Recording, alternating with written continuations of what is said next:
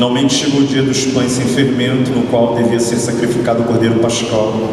Jesus enviou Pedro e João, dizendo: vão preparar a refeição da Páscoa. Onde queres que a preparemos? Perguntaram eles. Ele respondeu: ao entrarem na cidade, vocês encontrarão um homem carregando um pote de água. Sigam-no até a casa em que ele entrar e digam ao dono da casa: o mestre pergunta: onde é o salão de hóspedes no qual poderei comer a Páscoa com os meus discípulos? Ele lhes mostrará uma ampla sala no andar superior, toda mobiliada. Façam ali os preparativos. Eles saíram e encontraram tudo como Jesus lhes tinha dito. Então prepararam a Páscoa. Quando chegou a hora, Jesus e os seus apóstolos reclinaram-se à mesa e lhes disse: desejei ansiosamente comer esta Páscoa com vocês antes de sofrer. Por isso lhes digo, não comerei dela novamente até que se cumpra no reino de Deus. Recebendo o cálice, ele deu graças e disse: tomem isto e partilhem uns com os outros, pois eu lhes digo que não beberei outra vez do fruto da videira até que venha o reino de Deus. Tomando o pão, deu graças e partiu e deu aos discípulos, dizendo: isto é o meu corpo dado em favor de vocês, façam isso em memória de mim.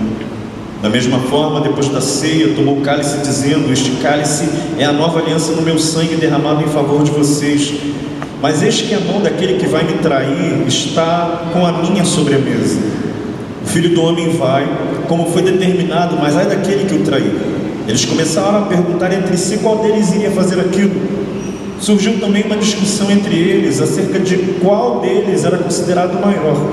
Jesus lhes disse: os reis das nações dominam sobre elas, e os que exercem autoridade sobre elas são chamados benfeitores. Mas vocês não serão assim, ao contrário, o maior entre vocês deverá ser como o mais jovem ou menor, e aquele que governa como o que serve. Pois quem é maior, o que está à mesa ou o que serve? Não é o que está à mesa, mas eu estou entre vocês como quem serve. Vocês são os que têm permanecido ao meu lado durante as minhas provações, e eu lhes designo um reino, assim como meu Pai o designou a mim, para que vocês possam comer e beber à minha mesa no meu reino e sentar-se em tronos, julgando as 12 tribos de Israel. Amém? Pela graça do Senhor, essa palavra maravilhosa que fala sobre esse momento que nós vamos viver aqui.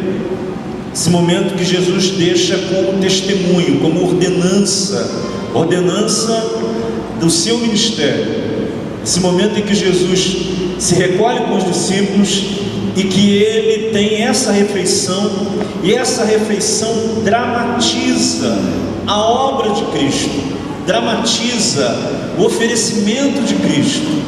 Essa refeição dramatiza a entrega de Cristo por nós, o sangue vertido por nós, o corpo partido por nós.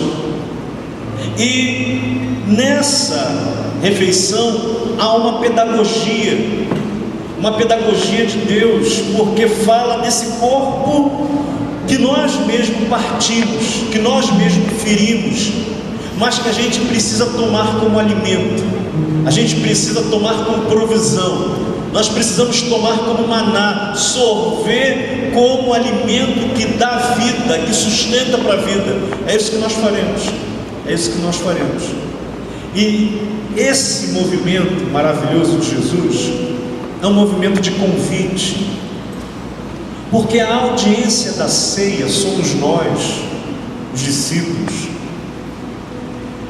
Para mim é muito significativo o texto, no contexto da ceia, falar sobre o traidor, e no contexto da ceia, fala sobre a querela, a disputa dos discípulos ali, quem vai ser o maior, quem vai ser o menor. É muito significativo, porque me mostra que a ceia não é estendida, não é dada a pessoas perfeitas.